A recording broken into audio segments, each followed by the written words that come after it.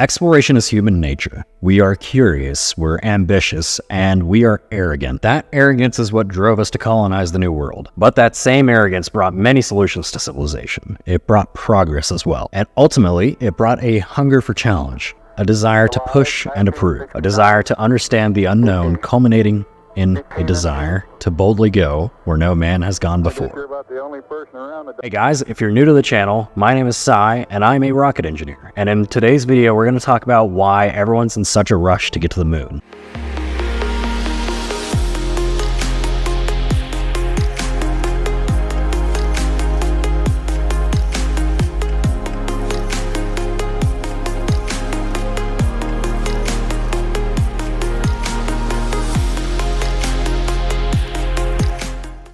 The space race was driven by tension between the US and the Soviet Union.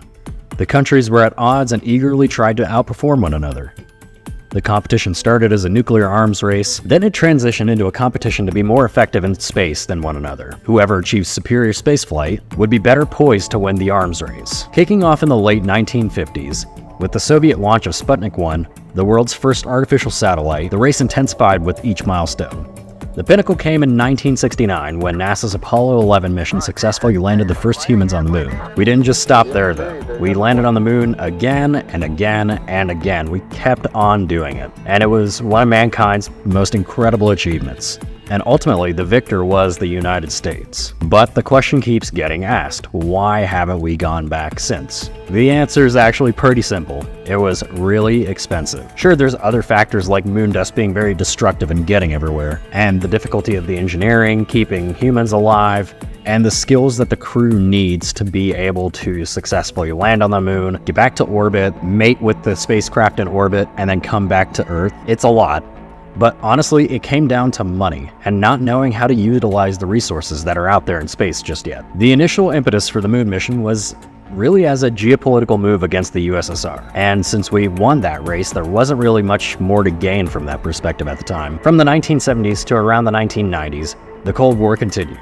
But there was the oil price crisis and high inflation. It was difficult to justify that level of expense at the time. And by the time we get to the 1990s and the 2000s, it was much cheaper and a lot less risky to send robots to the moon. And just so you remember, the original Apollo missions were before microprocessors in 1972. This thing is way more powerful than anything that we sent to the moon. So the computer revolution and advances in robotics and technology and sensors meant that there just wasn't too much to be gained by sending humans up. And there just wasn't much of a scientific advantage at the time. And you're cutting down on a lot of costs, and logistically it just wasn't as difficult. The ISS and other space stations were pretty much doing all that scientific research at the fraction of the cost. So there really just wasn't a need to entertain a moon mission anymore. So all that being said, why now? The original moon missions yielded a lot of scientific and economic benefits in the long run, despite being a resource sink initially.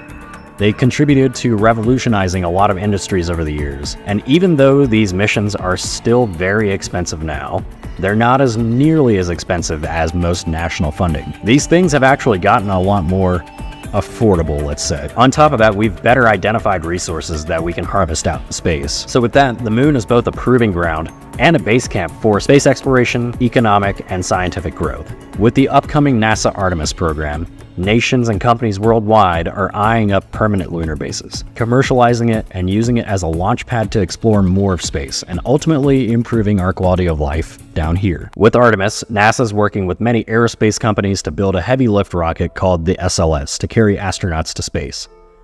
The Orion spacecraft will be the carrier, and through this program, NASA will begin to build a lunar space station alongside performing lunar landings. The moon itself has a lot of valuable resources, such as iron, titanium, and uranium. One goal we have going to the moon right now is the possibility of expanding on nuclear energy and gathering resources for nuclear reactors. Other resources include solar power, ingrained oxygen, hydrogen, and a bunch of other resources. Since oxygen and hydrogen are used for rocket and spacecraft fuel, the abundance of extractable oxygen and hydrogen make the moon a highly valuable pit stop, or even a launchpad to Mars next. Competition is booming, and just as many companies and countries are trying to launch satellites, they're also trying to take advantage of the abundance of resources in space. With all that being said, we are back in another space race. This time, it's going to be private ventures against one another, it's going to be the US and China against one another, and it's just going to be a bunch of countries trying to get to the moon and claim their share.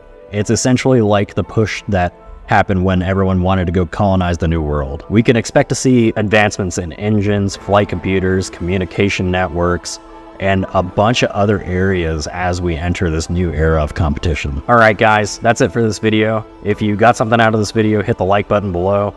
Check out some of the other videos in the channel. I've got a documentary on the Challenger disaster out. I will see you guys at the next video.